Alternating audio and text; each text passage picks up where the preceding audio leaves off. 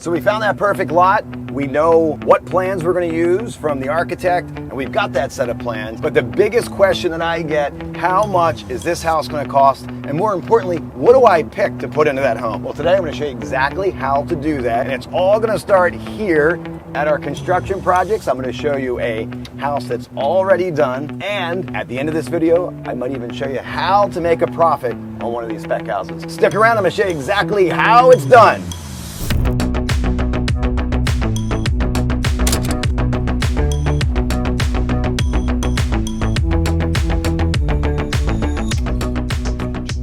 All right, I gotta go. Yep, I gotta teach people how to build houses and not lose money. All right, bye-bye. Hey guys, you now found your perfect lot. We talked about that, exactly how to do it. I showed you tricks. I showed you how to get a set of plans, get your hands set on a stock plan that's in an architect's book that they've done before. Now, the next important thing, biggest question, how much is it gonna cost to build that custom home? There's a lot of variables that go into that. It starts with an estimate and a budget. But tune in, at the end of this video, I'm gonna show you a trick on a custom home build, how you'll never lose money on a custom home build job. Let's go through the budget real quick. It's gonna start with soft costs. This is for a client right now. This is what I'm using. People really forget about soft costs, and look how many I have here. We're gonna go through these in detail. Then it goes to structure. What's it gonna cost to build that home? We're gonna go to a couple job sites today. I'm gonna show you foundations. I'm gonna show you lumber, houses getting framed. We'll talk about that. Interior. Interior is a lot of selections. People might say, hey, how much should I give a custom home client for lighting fixture allowance? Well, I'll show you exactly how to do that. It's also gonna go through exterior. That's what this estimate speaks to. Exterior, siding, roofing. How are we gonna dress this house? Then we're gonna talk about exterior options, if you have a pool or if you don't have a pool. But when you get to the end, and this is the trick that I've learned a couple years ago, what you do at the end is crucial. And this is how you'll never lose money. All right, soft costs. It's gonna start with soft costs, and this house is done. But lucky for us, there's a lot right next door. I wanna give you guys visuals of what soft costs really are and how to calculate every single one of them. And don't miss any of those soft costs. That is the key. This is great. There's a lot right next door that we can really visualize these soft costs. Before you get started, the number one thing that you start with is a survey, an existing survey. So what that's going to do, like this lot right now, if you look at this is two lots. You have no idea that it's two lots, but if you're in a subdivision or you have a lot that's subdivided, first soft cost is going to be a survey. And you take that survey to the architect. Now you went to the architect before just to kind of review what stock plans would be, but now it's time to build, right? It's time to get that real plan on your lot that you're gonna build on. So we take that survey and the architect will then put the proper setbacks. Right here, we've got a 10-foot setback on either side, so we know where our building envelope. The survey, it all starts with the survey. Next, you'll get your full set of plans. That's a second soft cost. Water and sewer. This right here is a water meter that's on this side of the curb. This is what people forget all the time. Check this out. See this? This says G. This is a gas line. Everything is usually, look at this blue is water, right? So they mark this. Everything is in the street typically.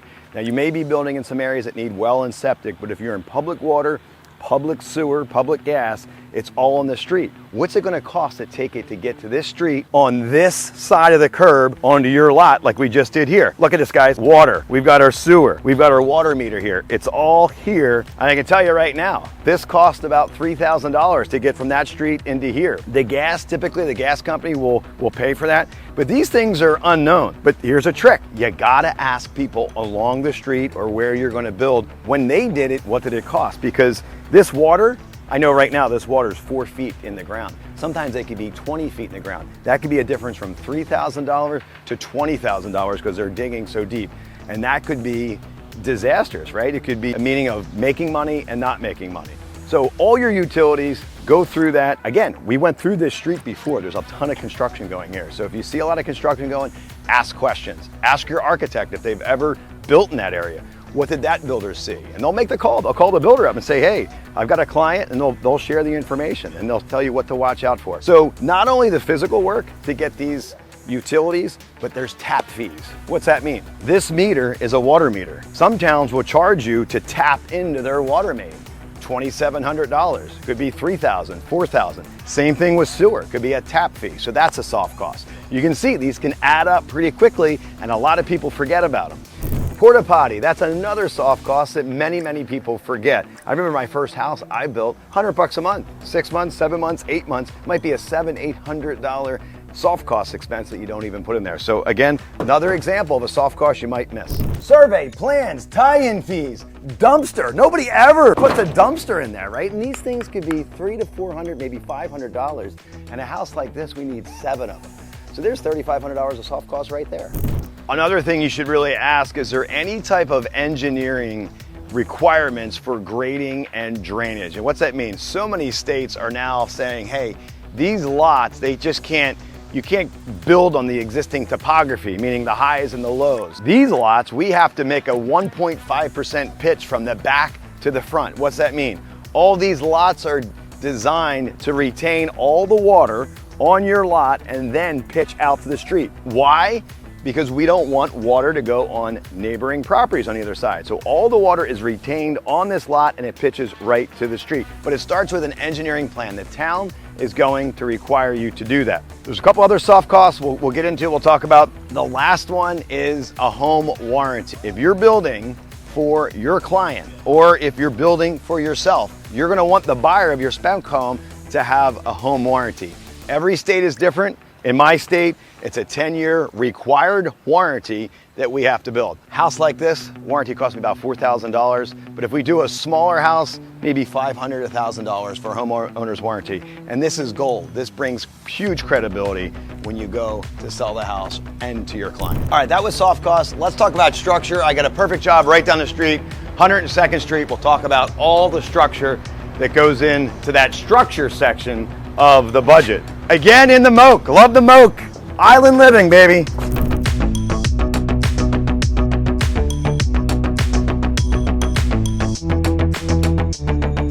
So you might be thinking this soft cost is going to seem overwhelming, and did I get them all? Well, the problem is it varies all over the place, and it's really geographically lots, whether they're public water, public sewer, or if it's well and septic. So the best thing to do is go down to the township and say, hey, what costs are associated with me breaking ground? That might be a better question. Ask that question to the municipality and ask it to your architect. They're gonna know that area well. If they don't know, ask them, hey, can you reach out to previous builders or somebody that built here and ask them?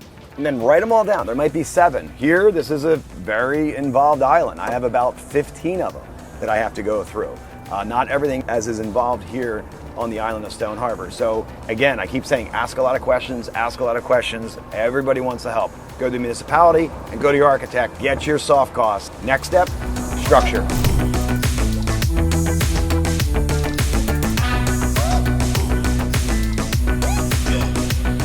All right, the first thing on structure, after we dig that hole, we pour that footing, is the block work. So this is your foundation. So number 1 on the structure is digging the hole. Second one will be, what is your foundation cost gonna be? After our foundation cost, we have a lumber cost, right? What's the lumber gonna be to build a house like this? And then framer. So you have 2 categories there, the lumber to build the house and the framer. That will be your next biggest cost. After foundation, we have structure. We have lumber and we have the labor for the framer to build this structure that's out here. Now, this can vary. I don't have to build with 2x6 exterior walls. I don't have to use Advantech plywood, which is the best plywood in the industry. But I have to here because this home will be selling for $8 million. So you don't want to use really inexpensive products. So you have to find that balance. Again, ask questions. Who else is using building products? Drive around, see what they're doing so you can be competitive. That goes with windows too. I love Anderson 400 windows. I've been using them, 180 houses here on the beach. I love them. They're the best windows in my opinion and many people's opinion. But could you use, this window right here is probably $600. If you're building a home that may be $200,000 or $300,000, you might have to do a vinyl window that might be a third of the price. So why am I showing you this? Once somebody comes into this home, or if you send somebody into a spec house, or if you send somebody into one of the homes that's already done, you can say, hey, what's behind the walls? No one's going to appreciate this once the drywall's up and all that. So if you guys take some videos, take some pictures, I always say, hey, what's behind the walls? And when I tell them, for instance, check this wall out here. This is called a shear wall. We need to do it here. It's a plywood wall. This house is built so well. So just say you choose to do 2x6 exterior walls, which I think you should do for insulation value and things like that. That's a selling feature. But remember that when you're building that and tell that client. So again, this is how you have to build it. You do have a choice of what you could do, but you might be thinking, hey, what should I use? Ask questions, see what other people are doing. After the house is framed, windows are in, there's gonna be a lot of work done on the outside, which I'll show you. So that work's gonna be done when this next step inside is done. It's rough plumbing. That's the next thing that you do. Now, we're gonna get into selections a little bit, but you need to decide what brand you're gonna use. For instance, here we have a Kohler diverter that's in the wall. This Kohler diverter is gonna receive a variety of Kohler trims to go on there, but the plumber needs this selection right away. So just remember, selections are at the end, but you're gonna need to get your diverters in your walls. After this comes HVAC and then electrical wiring. So we're gonna do all that. Now this is where the house sits a little bit, right? You have all your roughs coming in, and when people drive by, they say, oh, there's not much going on in the house. But this particular house might sit 60 days to have the plumber come in, your heating and air conditioning folks come in, and then your electrician comes in. Right after that is insulation. That's an inspection. Oh, by the way, every single thing I just mentioned, all the roughs are inspections. They can delay the inspector coming out, finding something. So this process in my market here takes about, say, 60 days, but that may take a lot less in your area. It just depends on the level of selection. Next step is exterior. Now, everything I talked about inside the house, this exterior is going on as well. And we're gonna go down. The guys are doing a lot of exterior work. Let's check them out. It's gonna start with the roof, how we wrap these houses, and then the siding. This, by the way, is not our front door. It's a temporary front door. We have a beautiful mahogany door coming here. We only put that at the end because it's like a piece of furniture. All right, let's get to the outside. The outside is going to start with the roof. Now, in this market, we have a very high price point, so we decided to go with a Western red cedar roof. Check it out, it looks beautiful. We're going for that old Nantucket look. So here, we wrap the house with felt paper. I use a product called the Zip System behind this felt. You don't need to use that felt system. If you take a look over here, this system here, it's called the Zip System. And it's a plywood, it's coated, and we tape. The idea is that this house is waterproof once we tape it and we tape the roof. So no shingles, no siding, no felt paper, this house is watertight. Love the product, especially here at the coast. It's pricey. It may not be warranted in the area that you're in. You can use an OSB plywood. This is temporary. Remember, we have that door coming for your plywood and not the Zip System. So, starts with the roof. The most basic roof is going to be a GAF shingle. I love the architectural high definition shingles. The 3-tab shingles, they're relatively the baseline, but I would encourage you guys, go do a GAF HD high definition shingle. They look great. That would be my stand. Now, there are many ways to dress a house. We could dress it with vinyl siding and a regular 3-tab roof, but I like, in my area, if you can, at a minimum, I would try to do a hardy plank siding. If the price warrants it, it's the best product. But the corners and all around the windows, this is a vinyl PVC product. It's very, very dense. It comes in a lot of styles. Check this out. This is what we call a Ram's crowd. This will go around the windows. All of these trim details are to replicate what homes used to be. One of our biggest things down here is old world charm. It cuts like wood, okay? It's a PVC product. You never have to paint it. Some people do. It'll never rot. But what it does, you've got the historical sill here. Look at this window. I mean, this window is like an older window, which I love. Again, your area may not warrant that, but these are just great products to have. So now, what determines if I'm going to use the most expensive products on a home or if I'm going to use vinyl? Again, price point. You've got to ask a lot of questions, look out there, look at comps. What homes have sold? Did they have dimensional roofs like a GAF HD product, or did they have cedar roof? I did it here. I was going to put a GAF product, but I saw the homes around here. They all had cedar. I knew the price point. There's a couple other homes that are going, so I had to be competitive. That's exactly what I did.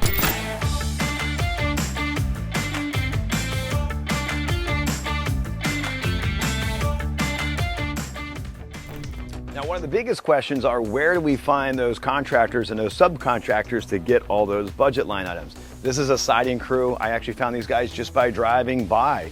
I'd say, hey, I'm building a house around the corner. They gave me a quote and we've been with them for about 10 years now. Now, I have had to adjust contractors over the years and the subcontractors. And one of the things that I'm proud of is our paint process. Like these are the doors that are getting ready to get painted. If you look around here, you can see that the painters were just in here prepping everything. And I recommend this. This is a great tip. Don't be cheap with the painter. Don't give the painter, the cheapest bid and give that painter the work. This is crucial.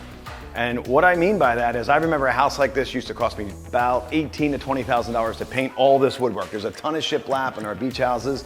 These doors are all solid doors, tons of trim in here. My biggest problem was the painter wasn't that great, and that was my biggest nightmare with all the blue tape around the entire house, like somebody shot it with a confetti gun. I would say, hey, I would pay $30,000 for a painter, 10 grand more, and I would just add that to the price because it's that crucial. So get those contractors, you may have to weed through them, but again, we're trying to keep that budget competitive with other builders, and we're also trying to keep that budget competitive with yourself if you're doing your own spec house. You don't want to be overspending on the house. So this is just a great example in here of painting. Let's walk through it. Let me show you some tips here too. Guys, this is just drywall. This is trim. We're creating, when this is all painted white, this will become shaker style. This is huge. When people go in, imagine this, walking through this house with not, on the stairwell, with not that there, right? Just this stairwell alone. To do this, you're looking at probably $200–300 worth of trim and labor to get this up and paint it, but it makes a world of difference. I would say the biggest thing that separates me from many, many builders is they love the trim work. They always say, oh, the Harbaugh trim work is so good. And it's an investment that I made in the first spec house that I ever did, but where does it warrant it, right? In the big custom homes, here it does. Look at this wall, this entire wall, shiplap. We do all our outlets in the baseboard, just old school. We call it old world charm. People love it, right? They just don't want to see a big drywall box. They want to have the trim. Check out the detail of these windows. You've got, this window, you've got a molding, sill, molding, sash bead, 1x6, and ram's crown on the top. So when that's all painted white, and there might be an accent color or wallpaper here, it's just beautiful. Nobody does that typically as their standard. So now you might be saying, hey, Steve, I only have a house that might be a lower budget, but what I would recommend that you do for your custom home clients and for you as a spec house, take one wall, maybe a bed wall, and do shiplap, just like over here. Let me show you this. This is a trick that I've been doing for a while. It's over here, and it's called board and batten. This is a drywall wall. We'll take 1x4 board and battens. And what do we have? 1, 2, 3, 4, 5 pieces, 6 pieces of trim. We have the base, we picture frame it around, we do crown, we do our detail. This is going to be the bed wall. You're gonna have a single bed there and over here, but we're gonna paint that whole wall white. It's gonna look wood. Now, this wall right here in trim, $300, but that's a feature wall that everybody's gonna remember when they leave that house if it's your spec house. It's also gonna separate you apart. That's gonna be your standard. Just come up with a standard trim package. Say, we do this on all the bed walls, we do this on all of the feature walls, and maybe above the fireplace, you'll do shiplap, but that needs to be your standard. And that's gonna separate you guys from anybody else. Just make that investment. Let's recap. So I always would tell you guys, hey, let's do a spec house. And if you do, hey, just call it something. I like the coastal package, I call this. You might call it something else. But if you say to yourself, okay, I can afford to spend another $2,000, $3,000 on trim work, do it in the stairwells, do it behind the bed walls, do it on your feature walls. It's gonna separate you apart from everybody else. And I think that's one of the reasons why we have been so successful here and built 180 houses here in Stone Harbor.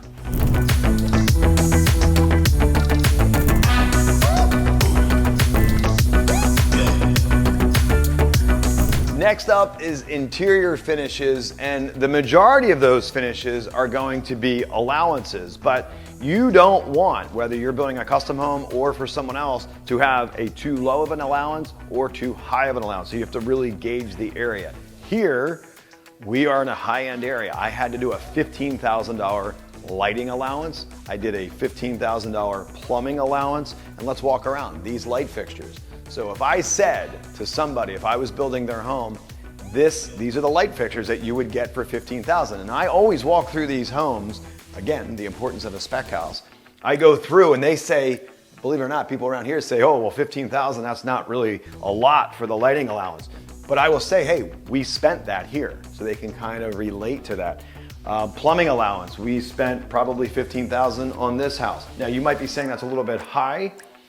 You might have to adjust that. If you're building a house for $400,000, the plumbing allowance might be $5,000. The lighting allowance might be $5,000. You got tile allowance, you have vanity allowance. Now here, this was a high-end area, so we did a lot of high-end tile in this home. Now look, this house is going for $8 million.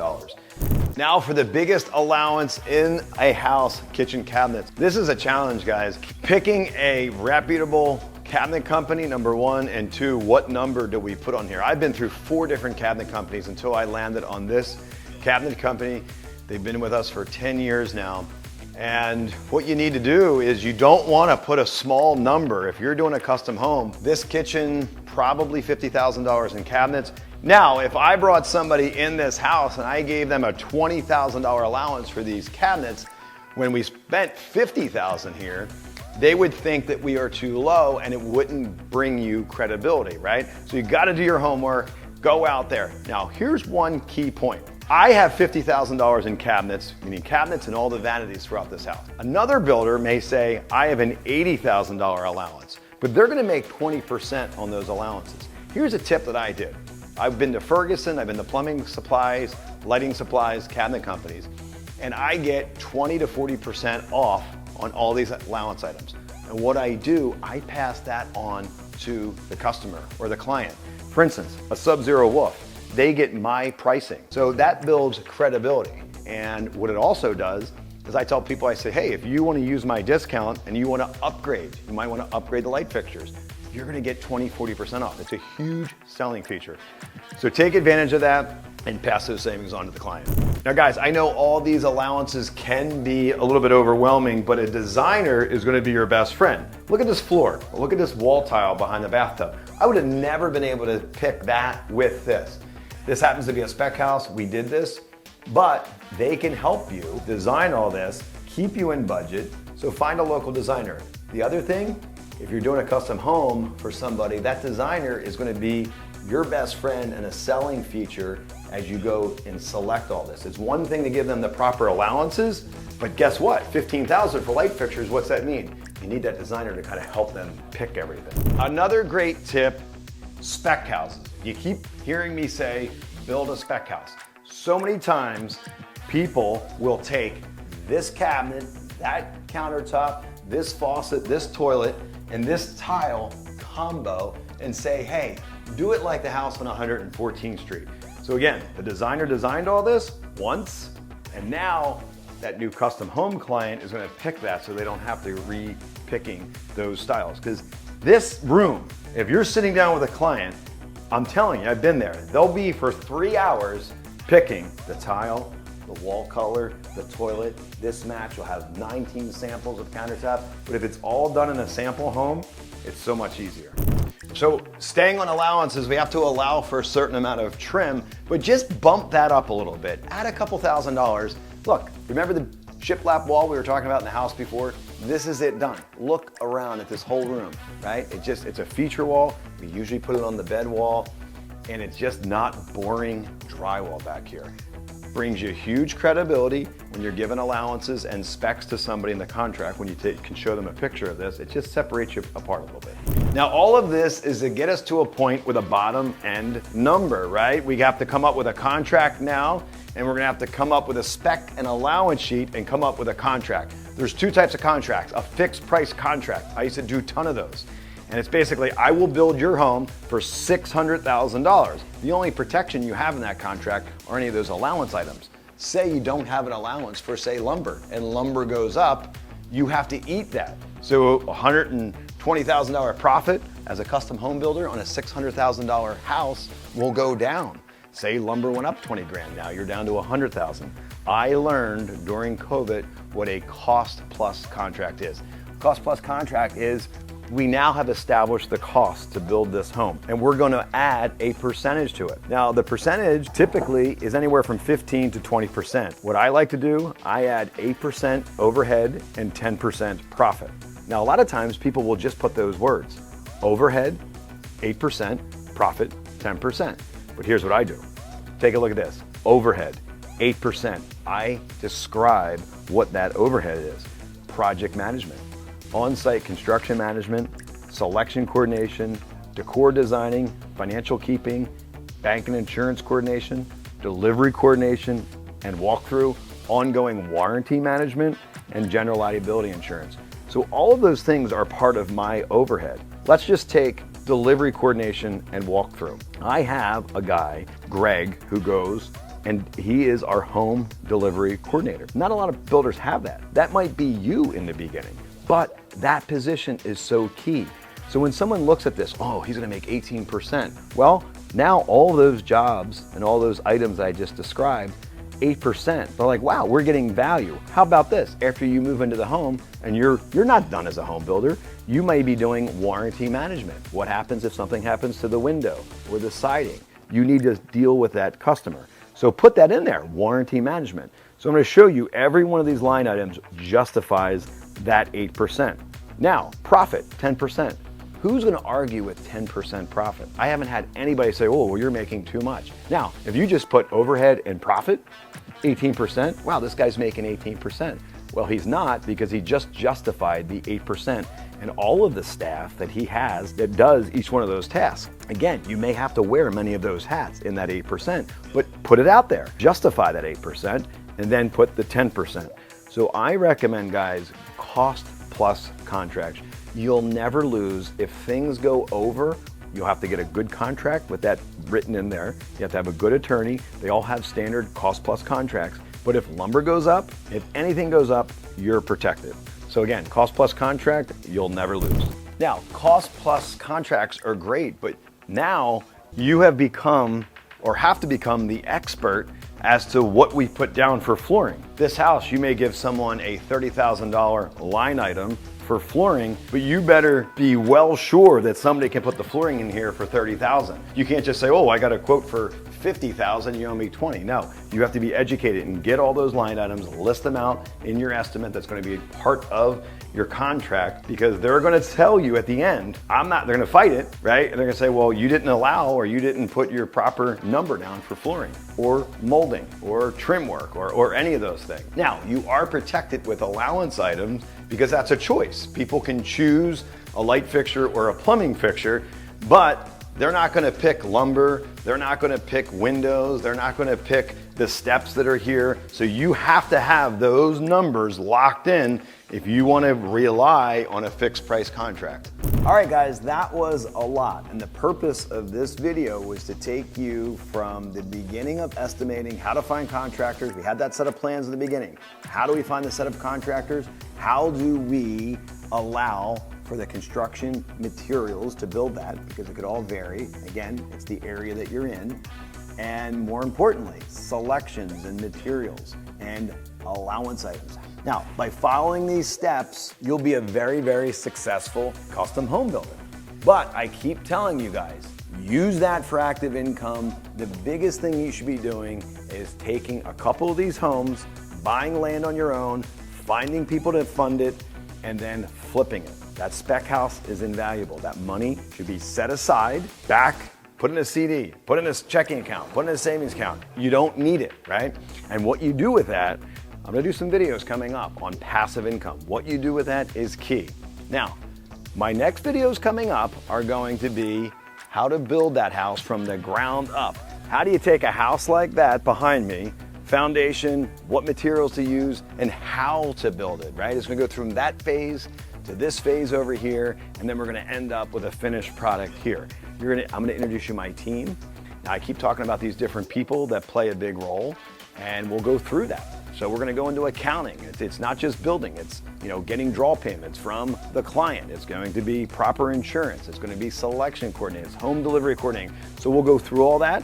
It's gonna start with a shovel in the ground, and I'll take you all the way to get that certificate of occupancy and the furniture moving in. So join in. Keep the comments coming. A lot of these videos right now are because of your comments. Hey, Steve, can you do a video on this? Can you do a video on that? Hey, I didn't get this. Can you do a video? So keep them coming. Love it. You've been seeing some of the Exuma project that we've been going on in the Bahamas. I've got some really cool tips there. Now look, this background is great, but to learn building with palm trees and blue water, it just makes it that much more interesting. And how they build down there, I'm gonna be in your shoes. I'm learning too, because guess what? They don't use wood, they use all concrete. So stay tuned to that. That's gonna be a really good series, and some of you guys might be building in some areas like Florida and some of the coastal areas that you could relate to. So we're gonna learn together. Stay tuned and keep those comments coming. I love them. I answer every one of them personally.